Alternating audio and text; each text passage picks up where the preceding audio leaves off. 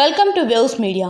మన దేశంపై ఉగ్రమూకలను ఉసిగొల్పిన పాకిస్తాన్కు భారత ప్రభుత్వం గట్టి గుణపాఠం చెప్పిందని బీజేపీ పార్టీ రాష్ట్ర ప్రధాన కార్యదర్శి వేటుకూరి సూర్యనారాయణరాజు, బీజేపీ పార్టీ మేధావుల విభాగం రాష్ట్ర కన్వీనర్ డాక్టర్ ముత్తా నవీన్ కృష్ణ గారు పేర్కొన్నారు.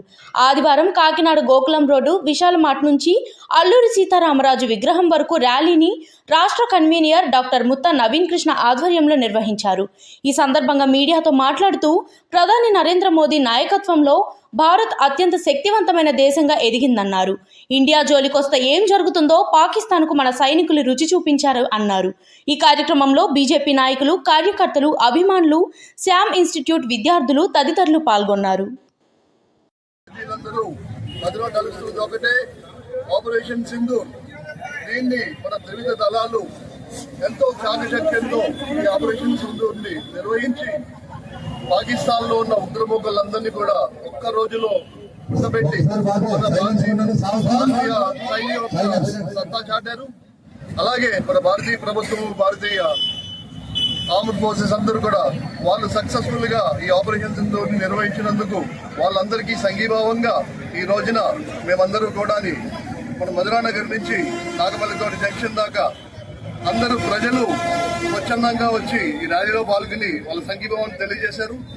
భారతీయ ప్రజలందరూ కూడా ఎప్పుడు ఈ ఆర్మ్డ్ ఫోర్సెస్ వెంట ఉంటారని, ఎప్పుడు కూడా వాళ్ళకి చేయూతగా ఉంటామని చెప్పి తెలియజేస్తున్నాము. అలాగే మీ అందరికీ ఒక విషయం చెప్పాలి. ఈ ఆపరేషన్ సింధూర్ ఈ 4 రోజుల వారిలో మనందరికీ తెలిసింది ఏంటంటే, మన ప్రధాని మోడీ గారు ఎంతో చాకచక్యంతో రాజకీయ నీతి యజ్ఞతతో వ్యవహరించారు.